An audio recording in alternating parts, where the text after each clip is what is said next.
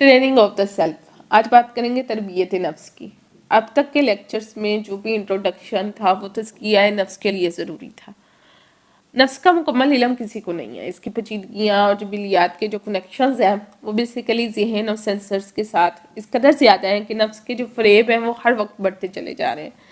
جس قدر مجھے علم تھا میں نے آپ تک کنوے کیا. اب نفس کی تربیت پر غور و فکر کا آغاز کرتے ہیں اور اللہ سے برکت کی دعا اور توفیق کی دعا کرتے ہیں کہ اگر اب تک آپ کنیکٹ ہیں اس چیز کے ساتھ تو لامحالہ آپ اپنی پہچان کے لیے انتہائی سنجیدہ ہے اور مخلص ہے. اللہ آپ کا یہ اخلاص قبول فرمائے. آمین ثم آمین. بیسیکلی نفس کی تربیت کا علم جو ہے اس کی آسانی کے لیے اس کو ہم دو حصوں میں ڈیوائڈ کریں گے. پہلا حصہ شعوری کوشش ہے، شعوری سٹرگل ہے، اور دوسرا حصہ ایکسس ہے یعنی رسائی ہے. اب شعوری کوشش سے رسائی حاصل کرنے کی جانب سفر کیا جاتا ہے، جیسے تو ریپیٹیشن ہے، ایک چیز کو ریپیٹ کرنا. اس کے بعد گائیڈنس ہے، ٹائم اینڈ اسپیس ہے، difference between two types of meditation, observation and concentration یعنی توبہ، ہدایت، زمان و مکان کا تصور، مشاہدہ حق کی طاقت، مراقبہ وغیرہ. ٹھیک ہے، یہ ساری چیزیں ہیں. تو بات یہ ہے سب سے پہلے تو توبہ اور ہدایت کی بات کرتے ہیں. ہدایت بیسیکلی گائیڈنس ہے. ہدایت براہ راست اللہ تعالیٰ عطا فرماتے ہیں. اگر اللہ ہدایت نہ دے، گائیڈ نہ کرے تو انسان کو بچانے والا، اسی رستہ سمجھانے والا اور کوئی نہیں ہے. نفس غافل ہے، سویا ہوا ہے، ڈریمنگ سٹیٹ میں ہے. جب تک یہ اللہ کی جانب تمام تر اخلاص اور پوری توجہ کے ساتھ نہ پلٹے کبھی ہدایت نہیں پاتا، کیونکہ اللہ غافل کو ہدایت نہیں دیتا. ہدایت مانگنے سے ملتی ہے، طلب کرنا ہوتی ہے. اگر کسی کو ہدایت چاہیے تو اس کے لیے سب سے پہلے اسے اپنے رب کی طرف پلٹنا ہوگا، توبہ کرنا ہوگی. توبہ انفرادی گناہ پر بھی ہے اور ساری زندگی پر بھی توبہ کی جاتی ہے. ہر مسلمان ہدایت چاہتا ہے اور توبہ کرتا ہے، مگر سوال یہ ہے کہ کتنے خلوص سے کرتا ہے. کسی سے بھی پوچھا جائے تو یہی جواب ہے، اللہ مجھے ہدایت عطا کرے، میں توبہ کرتا ہوں. یہ تکلف ہے، فارمیلٹی ہے، ہم سب روز ہی کرتے ہیں. لیکن کیا اس سے کبھی کوئی فرق پڑا؟ اللہ اداکاری سے نہیں بلکہ سنسیریٹی سے مائل ہوتا ہے، یعنی کہ اللہ اخلاص کو دیکھتا ہے. ٹھیک ہے، اور اس سنسیریٹی سے کرم کرتا ہے. کتنے لوگ ہیں جنہوں نے اپنی زندگی میں پوری قوت، پورے جذبے سے، تمام تر اخلاص کے ساتھ اللہ سے ہدایت طلب کی اور توبہ کی. کہ ان کی تعداد آٹے میں نمک کے برابر نہیں ہے؟ ایسا کیوں ہے؟ اس کے لیے سب سے پہلے ہمیں ہدایت کو جاننا ہے اور پھر توبہ کو. ہر انسان اپنے رب تک پہنچنے کی خواہش رکھتا ہے، جان بوجھ کر کوئی گناہ گار نہیں ہے. اللہ کو پانے کی طلب پیدا ہو جانے کے بعد انسان ہر طرح سے کوشش کرتا ہے، ہر جگہ سر مارتا ہے. کبھی شریعت، کبھی تصوف، کبھی روحانیت کے معمولات زندگی پر حاوی ہوتے ہیں، مگر دیانتداری سے غور کرنے پر صاف نظر آتا ہے معمولی سی بہتری، مائنر امپرومنٹ کے سوا اندر سے کچھ بھی نہیں بدل سکا. اس معاملے میں سب سے غور طلب نقطہ یہ ہے کہ اللہ کو جاننے والے جتنے راستوں پر انسان کوشش کرتا ہے وہ اپنی انتہاؤں پر جا کر کسی نہ کسی مقام پر ایک بند دروازے کے سامنے جا ختم ہوتے ہیں. انسان ہر دروازہ کھول سکتا ہے، مگر وہ دروازہ جہاں سے خدا کی دنیا شروع ہوتی ہے اس کا ہینڈل باہر نہیں ہے بلکہ اندر ہے. یہ دروازہ انسان نہیں کھول سکتا، اسے صرف اللہ کھولتا ہے. جتنے بھی راستے اس دروازے کو جاتے ہیں وہ پیچیدہ، ٹیڑے، الجھا دینے والے اور خاکسار ہیں. ان رستوں میں ایک رستہ ایسا ہے جو صاف ہے، سیدھا ہے، اس میں کوئی کنفیوژن نہیں ہے. یہ رستہ مختصر ترین عرصے میں اس دروازے تک جا پہنچتا ہے، اور چونکہ رستہ مستند ہے اس کو اللہ نے ویریفیکیشن بخشی ہے، اس لیے جو اس سیدھے رستے صراط مستقیم پر چل کر پہنچتا ہے اس سے دروازہ کھلا ملتا ہے. باقی تمام راستوں میں آخرکار ناکامی ہے، تھکن ہے، ضلالت بھی ہے.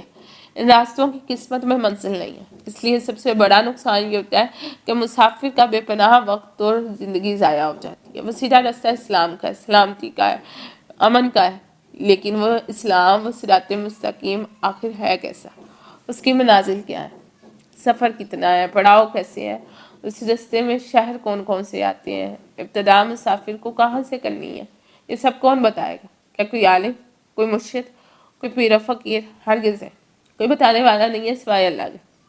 اسی گائیڈنس کو، اسی رہنمائی کو ہدایت کے کہتے ہیں. اللہ بذات خود رہنما ہے، اللہ ہی گائیڈ کرتا ہے اور اللہ ہی منزل ہے۔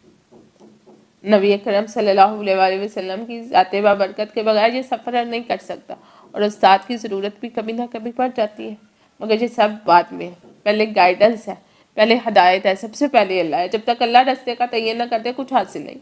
اللہ یجتبی الیہ من یشاء ویہدی الیہ من ینیب، اللہ جسے چاہے اپنی طرف کھینچ لیتا ہے، اور جو اس کی طرف رجوع کرتا ہے اسے راہ دکھاتا ہے۔ ہدایت کا طلبگار ہونے کے لیے پہلے اس کا امیدوار ہونا پڑتا ہے، اور یہ امید حاصل کرنے کے لیے توبہ کرنی ہوتی ہے۔ یہ توبہ اپنے پچھلی ساری زندگی پر کی جاتی ہے، جو ہو گیا، جو کر لیا، اس پر توبہ کی جاتی ہے۔ اور توبہ کے قبول ہونے کی علامت یہ ہوتی ہے کہ گلٹ ختم ہو جائے، انسان پچھلی ساری زندگی کو بھول جائے۔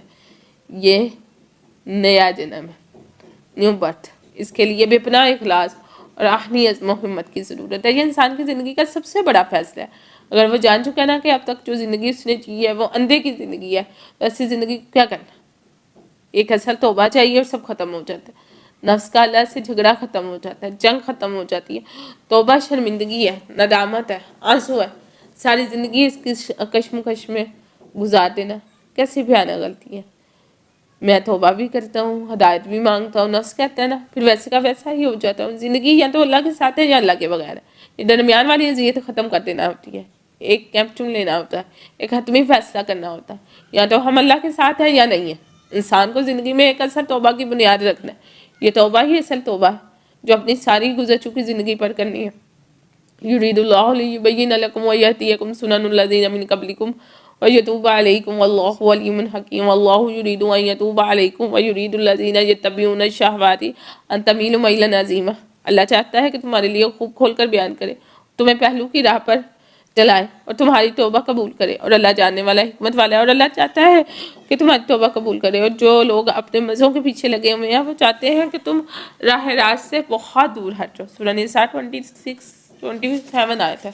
فَأَمَّا مَن تَابَ وَآمَنَ وَعَمِلَ صَالِحًا فَعَسَىٰ أَن يَكُونَ مِنَ الْمُفْلِحِينَ، پھر جس نے توبہ کی اور ایمان لایا اور نیک عمل کیے سو امید ہے کہ وہ نجات پانے والوں میں سے ہوگا۔ سورہ قصص آیت نمبر 67 میں اللہ سبحانہ تعالیٰ فرماتے ہیں۔ تو اس توبہ کے لیے انسان کو رسم بندگی ادا کرنی ہے۔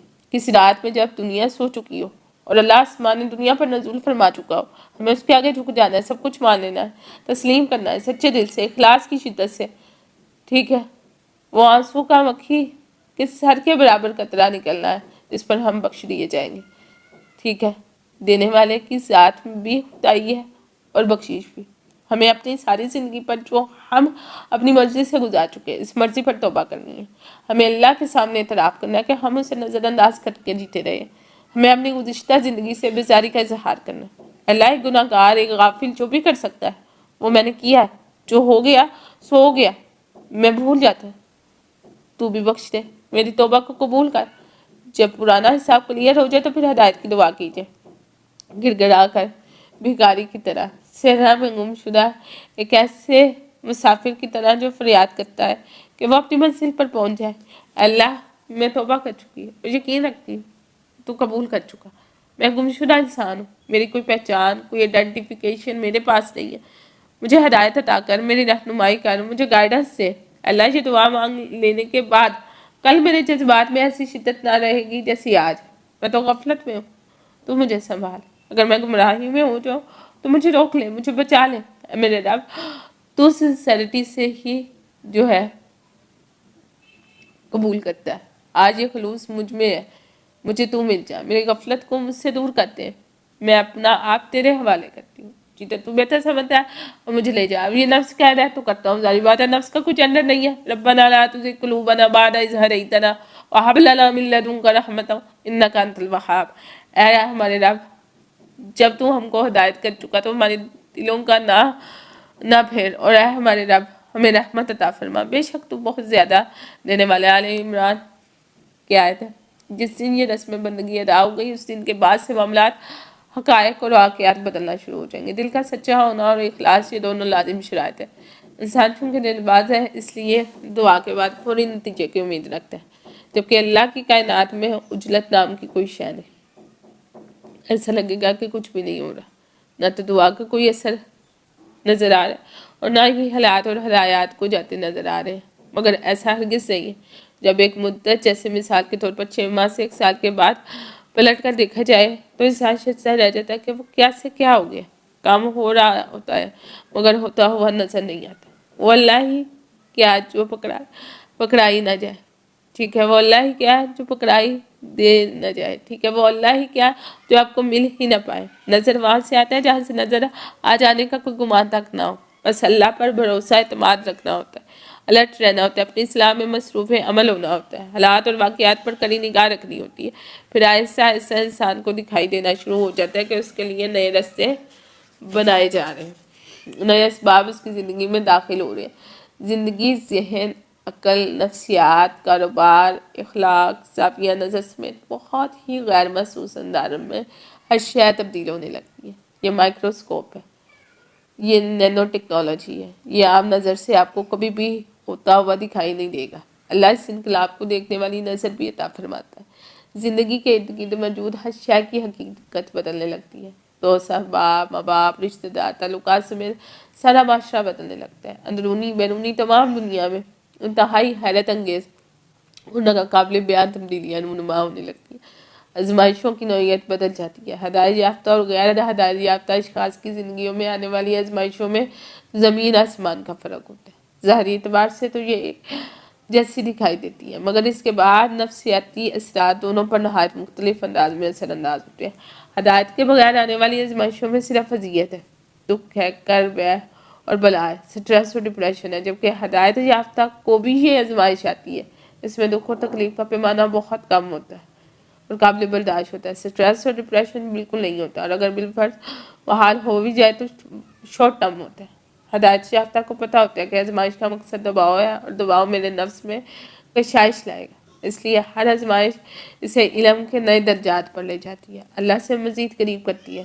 نفس جبلی طور پر ہدایت سے آشنا ہے، مگر اسے ڈر یہ ہوتا ہے کہ اگر خلوص دل سے ہدایت میں نے اللہ سے مانگ لی اور عطا ہو گئی تو میری ساری زندگی بدل جائے گی۔ اب چونکہ یہ اپنی زندگی کی ہر شے کو ملکیت سمجھتا ہے، اس سے اٹیچ ہوتا ہے، اس لیے یہ اپنی ملکیت چھن جانے کے خوف سے جب بھی ہدایت کی دعا کرتا ہے غیر سنجیدگی سے کرتا ہے۔ نفس کو یوں لگتا ہے کہ ہدایت مل جانے کے بعد زندگی خشک ہو جائے گی، اس کی رنگینی ختم ہو جائے گی، ہر وقت ٹوپی مسئلہ اور مسجد قرآن کی دنیا اس کی رنگین دنیا کو فنا کر دے گی۔ نفس کو خبر نہیں ہے کہ ایسا ہرگز نہیں ہوگا، اللہ کی دنیا سے زیادہ رنگین اور کوئی دنیا نہیں ہے۔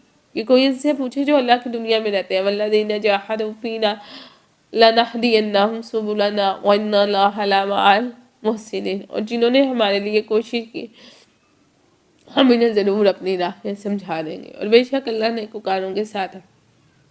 فَأَمَّا مَنْ آتَىٰ وَاتَّقَىٰ وَصَدَّقَ بِالْحُسْنَىٰ فَسَنُيَسِّرُهُ لِلْيُسْرَىٰ، تو جس نے راہ خدا میں دیا اور خدا کی نافرمانی سے پرہیز کیا اور بھلائی کو سچ مانا، اس کو ہم آسان راستے کے لیے سہولت دیں گے۔ اِنَّ عَلَيْنَا لَلْهُدَىٰ وَإِنَّ لَنَا لَلْآخِرَةَ وَالْأُولَىٰ، بے شک ہمارے ذمہ راہ دکھانا ہے اور بے شک ہمارے ہی ہاتھ میں آخرت بھی ہے اور دنیا میں۔ جب اللہ راستہ دکھا دیتا ہے تو انسان پر انکشاف ہو جاتا ہے کہ اس راستے پر اس کے عظیم نبی اور اس کی رہنمائی کرنے کے لیے پہلے سے ہی موجود ہے، پھر اسے جس کسی استاد کی دنیا میں ضرورت ہوتی ہے وہ بھی ملا دیا جاتا ہے، سارا بندوبست خود بخود ہو جاتا ہے۔ انسان کی اتنی ہمت کہاں کہ اپنی محدود سی عقل سے اتنا بڑا کام کر جائے، یہ سب تو اللہ کرتا ہے، یہ سب کچھ بس بندے کے نام لگ جاتا ہے۔ ساری بات دعا کی ہے، نیت اور اخلاص کی ہے۔ زندگی میں ایک بار یہ دعا ہر حال میں کر لینا انتہائی ضروری ہے۔ ہمارا کام صرف یہ ہے کہ سچی توبہ کریں اور خلوص سے دل سے ہدایت مانگ لیں، باقی سب اللہ کرتا ہے۔ کیا ہمیں اتنی بڑی ہمت نہیں کہ یہ چھوٹا سا کام کر لیں؟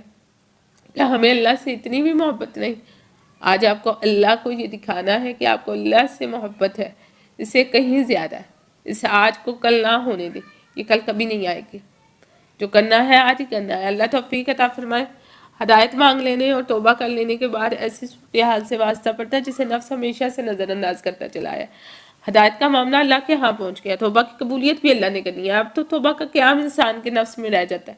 اپنی توبہ پر قائم رہنے کے لیے انسان کو قوت ارادی یعنی ول پاور کی ضرورت پڑتی ہے، جو عام طور پر نفس میں کمزور حالت میں ہوتی ہے۔ جس انسان نے اپنی ساری زندگی پر توبہ کی ہو وہ ہر روز بہت سے ایسے گناہ کرنے کی عادت میں مبتلا ہوتا ہے جس سے جان چھڑانا اس کے لیے بہت بڑا سردرد بن جاتا ہے۔ اب ہر گناہ پر توبہ کا آغاز ہوتا ہے، नफ्स आदत से मजबूर होकर गुनाह को लपकता है, फिर तौबा और इस्तिग़फ़ार करता है, फिर गुनाह कर बैठता है। यूं गुनाहों और उनकी तौबा का एक ना ख़त्म होने वाला सिलसिला चल निकलता है। इंसान जब एक बड़ी तौबा कर लेता है तो तमाम छोटे गुनाहों पर इसकी ये तौबा इस बड़ी तौबा को मजबूत करती जाती है। मसला यहाँ होता है कि नफ्स सिर्फ गुनाहों में ही मुलविस नहीं होता, बल्कि इसे किसी भी नई आदत, मसलन नमाज, कुरान को अपनाते हुए शदीद दिक्कत होती है।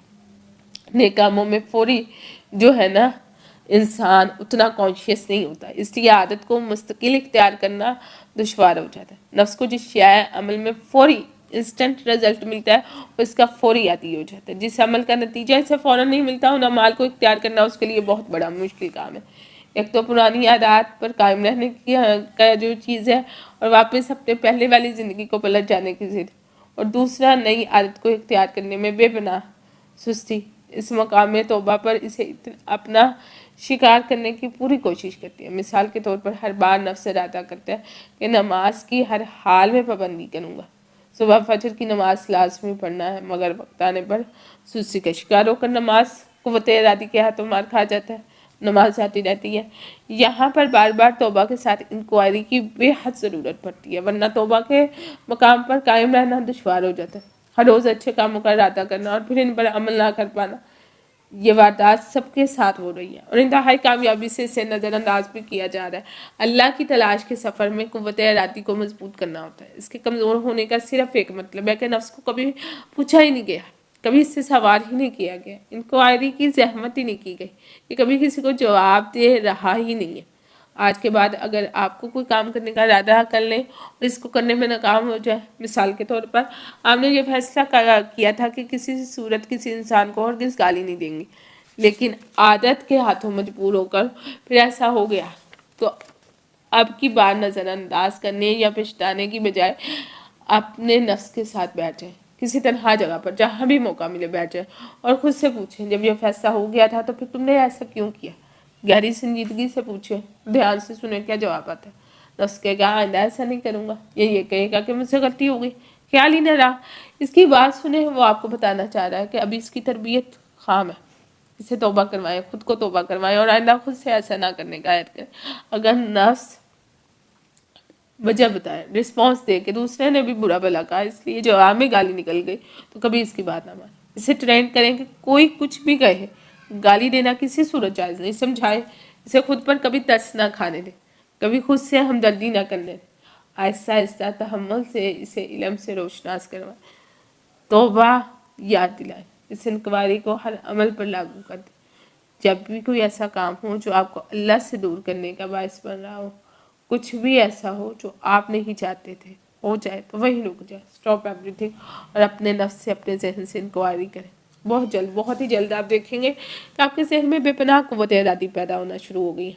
नफ्स की बेजा मज़ाहमत कभी हो रही है और आप नई आदत को इख्तियार करने में आसानी महसूस करने लगे हैं, और नफ्स में पुरानी नापसंदीदा आदत को पलटने का रुझान कम हो रहा है। इसमें बहुत वक्त लगता है, ये दिनों में होने वाला काम नहीं है, इसे सब्र तहम्मुल और हौसले के साथ जारी रखना होता है। अपने साथ डायलॉग शुरू करें, खुद से मुखातिब हो, बोल कर खुद से बात करें, सरगोशी करें या जहन में ही बात करें, जिस अंदाज से आपका दिल करता है वैसे मुखातिब हो, लेकिन खुद से मुखातिब होने का आगाज़ करें। अपने आप से छुपने का कोई फ़ायदा नहीं, और ना ही खुद के सामने बेबस होने में कोई इज्जत और वक़ार है। नफ्स को ये खुली आज़ादी नहीं दी जा सकती कि वो जो चाहे करता फिरे, इससे जवाब देना होगा, और जिस दिन इसे पता चल गया कि जवाब तलब किया जाता है, ये मोहतात हो जाएगा, संजीदगी इख्तियार करने लगे। नफ्स की मिसाल एक शरारती बच्चे की सी है, जब माँ इससे गाफिल हो तो ये उदम मचाने लगते हैं, लेकिन जैसे ही माँ इसे धमकियाँ मेज़ करी और ख़बरदार नज़र से देखे, या इसे इस बात का एहसास हो जाए कि माँ मुझ पर निगरान है, मुझे देख रही है, इसकी शरारतें ख़त्म हो जाती, वो एक सुलझे हुए बच्चे की तरह बाअदब हो जाता है। अपने नफ्स की फितरत को समझे, इस पर तंज भी किया करें, कभी कभी अपना मजाक भी उड़ा लेना चाहिए। इंसान अपनी औकात में रहता है, इज़्ज़त नफ्स का कोई वजूद नहीं है। सेल्फ रिस्पेक्ट इस दुनिया का सबसे बड़ा झूठ और धोखा है। किसी की इज्जत, काहे की इज्जत, वजूद की, बेजान जिस्म की इज्जत, हवास की, या फिर इस जहन की इज्जत। आखिर ये इज्जत है किसकी? मन काना युरीदुल इज्जत फलिल्लाहिल इज्जतु जमीअन, जो शख्स इज्जत चाहता है सिवा अल्लाह ही के सब इज्जतें हैं, यानी उसके लिए ही सब इज्जतें हैं। जब अपने नफ्स पर तंज करने की काबिलियत पैदा हो जाती है तो नफ्स का तकब्बुर गरूर तेजी से कम होने लगता है। आपको अपने नफ्स के दरमियान एक और नफ्स पैदा करना है जो इस नफ्स को कंट्रोल करना शुरू करेगा, इसे तालीम देगा, तरबियत देगा। खुद तंज की सूरत में ये नफ्स खुद आपको पैदा करना है, मगर ख्याल है कि खुद पर मौका महल देकर हंसना होता है। तंज तब करें जब लोहा गर्म हो। हर वक्त का तंज इसे उल्टा खुद तजसी यानी सेल्फ संपत्ति का शिकार कर देगा, जो नफ्स ही का एक जाल। तंज करने वाला इसी नए नफ्स से तरक्की यानी इम्प्रूवमेंट का सफ़र शुरू होता है। यही नफ्स आगे जाकर नफ्स मुतमइन्ना में तब्दील होता है। काम सारी ज़िंदगी करना होता है। कभी भी मुसाफिर मुतमईन नहीं हो सकता, कभी ये नहीं सोच सकता कि मैं कहीं पहुंच गया हूँ, कुछ बन गया हूँ, कुछ पा गया हूँ। ये बहुत बेहाना गलती है, इससे मुजाहिदा बर्बाद होकर रह जाता है।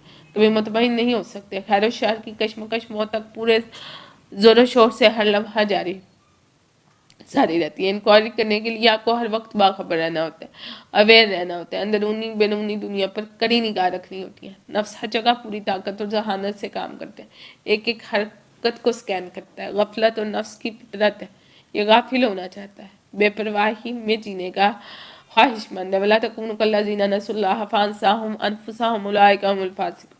और तुम इन लोगों की तरह ना हो जाना जिन्होंने अल्लाह को भुला दिया तो अल्लाह ने भी उन्हें अपने नफ्स से गाफिल कर दिया। और ऐसे ही लोग नाफरमान हैं, हर जगह मुहरकात का जाल बिछा हुआ है जिनसे बेपनाह सोच का रिस्पॉन्स पैदा हो रहा है। इसका बेहतरीन इलाज जो है वो अवेयरनेस है। हर वक्त एक्टिव रहें, गफलत में ज़िंदगी मत गुजारें। जहन को सोचों के समंदर में हर वक्त गरक रहने की आदत है, इसे इस गहरे समंदर से बाहर निकालें। जिस जगह भी जाए वहाँ के दर दीवार वहाँ मौजूद हर शय से मुकम्मल बाखबर है। ऐसा करने से नफ्स अपनी ड्रीमिंग से बाहर आने लगता है।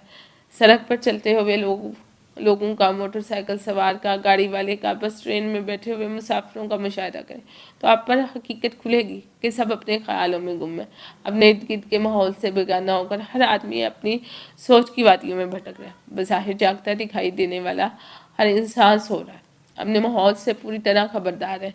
मौसम का पूरा लुत्फ उठाएं, सितारों को, चांद को देखें, पौधों को देखें, बच्चों को देखें, अपने इर्द गिर्द मौजूद लोगों को देखना शुरू करें। आपको एहसास होगा आप सो रहे थे, ड्रीमिंग स्टेट में थे, ठीक है, हिप्नोटाइज थे, अब आपको होश आने लगी है। नफ्स होशियार होना शुरू होगा, गफलत ज़दा आँख खुलने लगेगी। ये जो है साइकोलॉजिकली एवोल्यूशन का आगाज़ है, ये इनकलाब की शुरुआत है।